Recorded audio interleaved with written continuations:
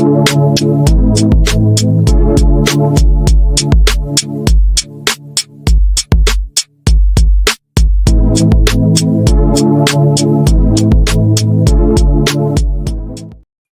is up, guys? Welcome back to another episode of the Fantasy Fellow Show. My name is Kyle. It's April 18th, Friday night. We have the NFL Draft next weekend live in Green Bay. And in this video, we're going to do mock draft 6.0, mocking a full 7 rounds for the Green Bay Packers using PFF. If you guys haven't seen my stuff before, I've tried a lot of different things. This is going to be my last mock draft of the year. So hopefully we can try to do something a little bit different than we have in the last 5. And just basically, we're just trying to expose some names and some ideas that the Packers might be interested in. This is a fantasy football channel primarily. So if you guys are coming and you guys like the Packers, great, subscribe. That'd be fantastic. But yeah, primarily a fantasy football channel. I know the quarterbacks, running backs, receivers, tight ends pretty well, and then just a few guys throughout here and there. So, and yeah, we are ready for the draft. I'm just so done. Like, I'm kind of bored with mock drafts. I'm bored with reading about everything. We've been, just cycling this over and over for the last couple months since basically since February, and I'm ready to get going. So let's hop into the screen share, and I'm going to pull up the old PFF machine. 7 rounds, Green Bay Packers. Let's just hit enter. I'll entertain some trades if there's anything good in there. I do think there's a wild theory where the Packers could trade up for the receiver out of Arizona, Tet McMillan. And McMillan actually in this one, let's see where he went. He goes 6th overall. Genty goes 4th. McMillan goes 6th. Shedeur Sanders 7th to the Jets. Matthew Golden to the Cowboys at 12. So some big fantasy implications with some of those picks. Tyler Warren falling to Tampa Bay, and Emeka Egbuka falling, to Pittsburgh, which I don't know if I like that fit there, but I was hoping to see Egbuka. Interested to see what you hear about a lot of smoke with the Jags. I don't know who the Jags would be moving up for necessarily. I think they're in position to just probably take one of the best players on the board, maybe one of these tackles. I think this is a meat and potatoes kind of draft for the Jacksonville Jags this year. If they want to take McMillan, they could take a look at that. They already have Brian Thomas Jr. For me, I prefer them staying in the trenches, whether it's an edge rusher or an offensive tackle. I don't know too much about the Jags there, Aiden. You would know more than me. But this is a Packers show. I'm going to just look real quick here. Safety Malachi Starks from Georgia. Luther Burden, Missouri receiver. He's fun. I know a lot of people have been kind of, de-hyping him the last couple of weeks or so. They're not really quite sure if he's a true number 1 receiver. The Packers don't have a true number 1 receiver to begin with, so he kind of blends in with everything else they have. I do like him. He's a guy that you can get the ball out in space really quick, and he can do a lot of good things, yards after the catch and things like that. His season before last year was his best year in college. He's a really fun player. I don't know if that's what the Packers are looking for here. Kenneth Grant, I don't think he's fallen to me in any of these mock drafts that I've done here on PFF. And he is basically a 2-year starter for the most part, the last 2 years. A lot of hurries, a good amount of sacks for a defensive tackle. He's primarily a B-gap guy, but he can do anything on the inside, a really good pass rush win rate. Just everything is where you want it to be. This looks like a really rock-solid player, 6'3", 339. I'm not sure if it's a 3-4 or 4-3 type of system that he's going to excel at. We run the 4-3. I'm open to Kenneth Grant here. And again, I haven't mocked him before, so he's probably going to be the pick. I do think James Pierce is really interesting if he were to fall here. He's super talented. I know he's got some character concerns of whatever off the field stuff. We'll see about that. But I do like James Pierce if we want an edge rusher. Skirton's a guy that I like in round 2, perhaps if he falls. Just this round 1's not the best landing spot for us. We're looking for, receiver, edge, defensive line, and cornerback. There's not really a cornerback I want to reach for here. So let's go ahead and lock in Kenneth Grant from Michigan to be our potential starting defensive lineman. Whether he's A-gap, B-gap, it doesn't matter. He's just another body for us on the D-line. Kenny Clark's not getting any younger here. Aiden said, I'm talking end of the first. We heard we want to trade back in. Gladstone is a big fan of Egbuka. That could be interesting. I could totally see the Jags getting excited about a guy like Egbuka, or they lost Christian Kirk and Evan Ingram. Maybe they're interested in a guy that can operate in the middle of the field, and that's where Egbuka excels. I also think maybe what's his name? We just talked about Burden. Burden could be a guy that they get the ball out too quickly too. So maybe if a receiver falls, that would be a smart play. I do like the ones that they brought in, and they still have Gabe Davis there, and they got the guy in from Washington. I'm forgetting about his name. I think it was it Dyami Brown? Maybe it was Dyami Brown. I like Brown as well. So there's some interesting spots there for the Jags to move back up. But we're on the board here in round number 2. We got the defensive lineman out of the way. Again, receiver, cornerback, and edge rusher are kind of the names that the positions that I'm looking for. I do like Benjamin Morris. I think he graded out well with everything that he needed to as far as a health concern. Primarily an outside guy, a little bit of box and slot reps here. Just a solid player when healthy. Passer rating was really good the last, I guess, basically all 3 years. He could be a shutdown corner, and 6 foot 190, lean. Like this could be a really good pick, and he get a little bit of a discount because of just the injury to him. Man coverage grade, not the best. Zone coverage grade, a little bit better. Good run stopper. I do like Benjamin Morrison, but I just want to look around for a couple other guys here. I haven't really clicked on the UCLA edge rusher. I'm not even going to try to pronounce Oluwafemi Oldejo. I don't know how to say his name, but you see some good numbers here, especially last year. 7 sacks, 7 hits, 19 hurries, a pretty good run defense grade and a run stop rate. Looks like a guy that could anchor the outside edge for a team here. 6'3", 250. And again, I don't know if he's a 3-4-4-3 body type, but the Packers do need an edge rusher here. And I don't know if there's any other edge rushers that are going to make sense with this pick. You got Josiah Stewart, Kennard. I'm open to some of these guys here. Jared Ivey's been a guy that I've clicked on a handful of times. Let me just take a peek at cornerback here. Benjamin Morrison. I personally really like Darian Porter.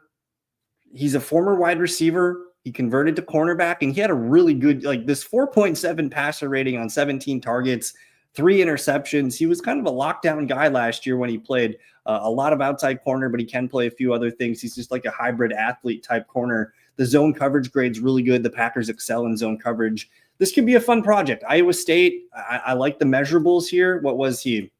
6'4", 200. We're talking a really good physical specimen, and I believe his RAS score was very, very high as well. So if we're potentially moving Jair Alexander, maybe on day 1 or day 2, the Texans are trying to trade up with us, we could entertain that. I think I'm just going to stick with what we got, and I'm going to make a pick here. Whether it's Benjamin Morrison or I kind of like this guy, this project cornerback, Darian Porter. We'll see if we can groom him. And what's nice is he doesn't have to come in and be our number 1 corner right away. We brought in Banks. We brought in we have a couple other guys that should be ahead of him on the depth chart. But I do think Darian Porter could be a talent worth taking a swing on in round 2, and we'll grab a cornerback there. So we have a defensive lineman and a cornerback so far here. We're up in round number 3. Are we up yet? Is it still simulating?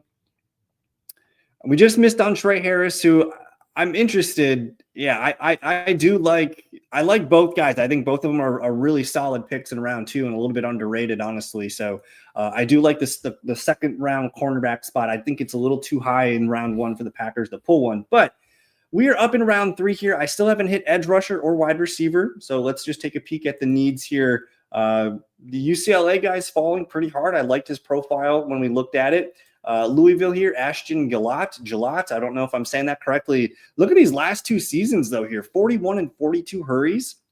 Outside tackle, really impressive pass rush, win rate, really solid, just everything here the last couple seasons here. I don't know, again, pound for pound, he's an impressive run defender and can even slide into play 3 technique or 4 defensive tackle. So that's interesting. He can move around the line and do some nice things here. So this is definitely a guy that looks good from a profile perspective. Let me just double check wide receivers, because I'm not sure, I'm not sure I'm going to like the receivers after this if we pass on a guy like Kyle Williams, who I've seen ranked all over. TB says probability GB willing to use a first round pick on wide receiver, Jaden Higgins. It's never happened in such a long time that I think as a Packer fan, you kind of just expect the Packers stick with the premier positions, whether it's edge, corner, quarterback, offensive lineman. They stick with those premier positions in the first round for the most part. And we took a defensive lineman here. We could always use more defensive lineman help.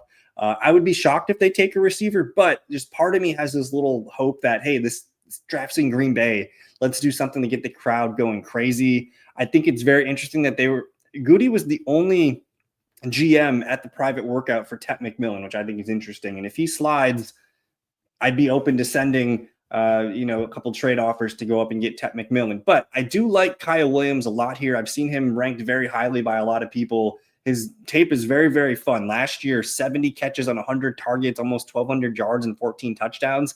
He slides in really nicely to this Packers offense. He's not a big guy, 6 foot 186, but yeah, his release package, quick feet, and ability to build speed as routes progress. Like, he's very subtle, and he can do a lot of fun things within his route. And Christian Watson's not going to be available for a little bit. This is a guy that can help stretch the field. The Packers, they got Dobbs, they got Jaden Reed, they got Dontavian Wicks. We just need a guy that can kind of compete as that number 3, number 4 receiver, push Wicks a little bit, maybe push Dobbs. Dobbs will be a free agent next year anyways. So I think taking receiver here is probably the better move, because it's just going to drop off really quick here. Now, he's available at 109. I don't think I'm going to risk it. We're going to grab Kyle Williams here before the receiver pool runs out. They're probably going to dock me with that grade for reaching on Kyle Williams, but I think he's a really exciting receiver. And we're up in round 4. We're going to look here at edge rusher for sure. Savion Jones, Barrow Sorrell from Texas here. I haven't looked much at the Texas guy here, Sorrell. This is probably my first time clicking on him, but overall the numbers for a 4th round pick, these look really good. I like the hurries. I like the sacks last year. The first look here. Versatile defensive lineman, capable of aligning anywhere with from a 4-eye to a wide 7 technique. This looks like a guy that could be a nice part of a rotation here. A lot of outside, mostly outside, but I like the versatility trends. Packers are drafting him a lot on PFF here, which is interesting. Let's look at Savion Jones real quick. And the pass rush win rate is just outstanding. 32 hurries. This was the Packers' issue last year. They got a lot of sacks, but they were one of the teams with the lowest pass rush win rate, where they couldn't get there consistently. But when they did get there, they were getting sacks. So that is a good thing, but we got to make sure that there's more pressure on these guys. He's a long, strong defensive end who best traits make him a natural fit for an odd front defense. Okay. So yeah, 6'6", 280. Interesting size here. So maybe not Savion Jones here. I do like the Texas guy. I think the receivers in this range are interesting. Let's look at the BYU edge rusher, Tyler Batty. Solid 3-year grades here, mostly outside, but they do align him in the B gap and the over the tackle.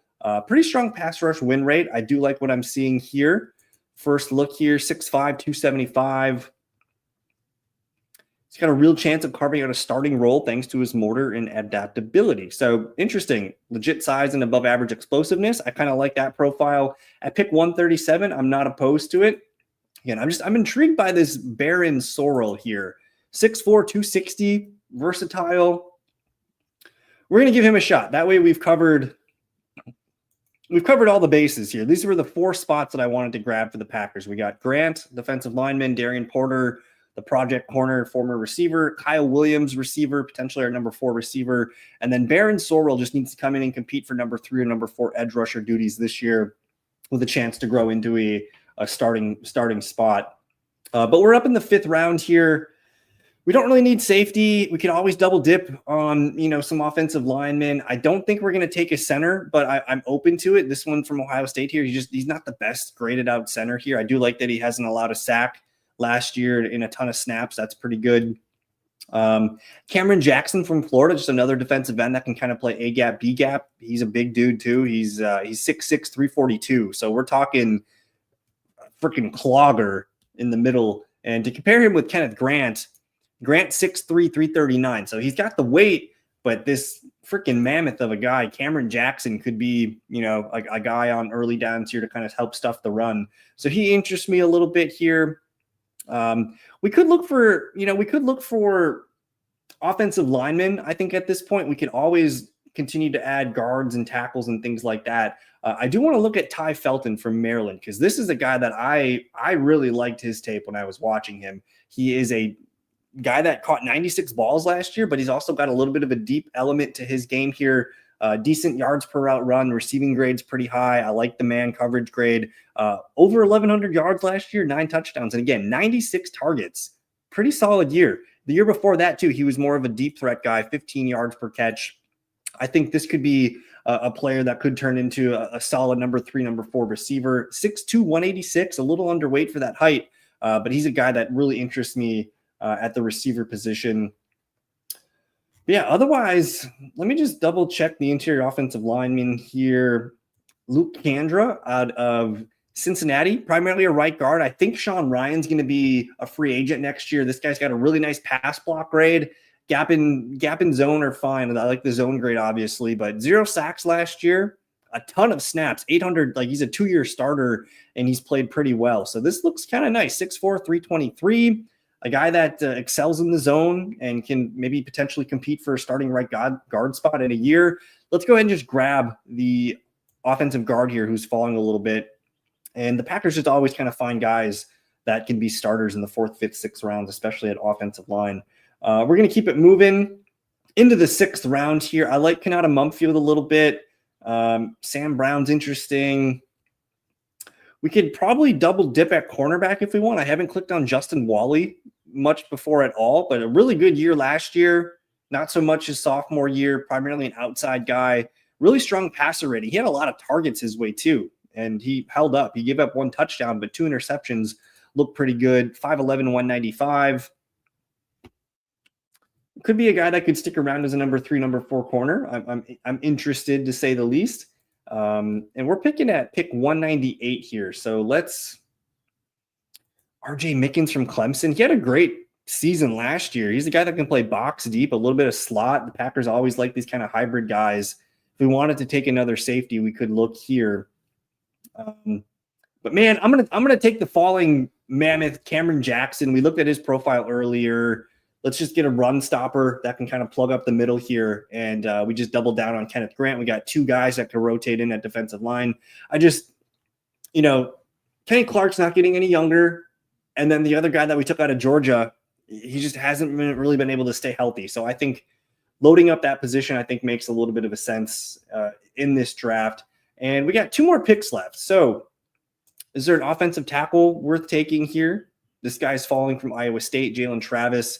Not the best profile here from a first glance here. Left tackle, a little bit of right tackle in his freshman season. 6'7", 340. Oh, my goodness. Whew. Whatever. Let's just grab a big left tackle, right tackle prospect. And if we're being honest, like, these guys probably aren't making the team. And then I think I'm going to finish up with a wide receiver here. I really like Elijah Badger. He's kind of a fun guy that averaged 20 yards per catch last year. Look at all these numbers. They're kind of through the roof. Man grade, he's very fast.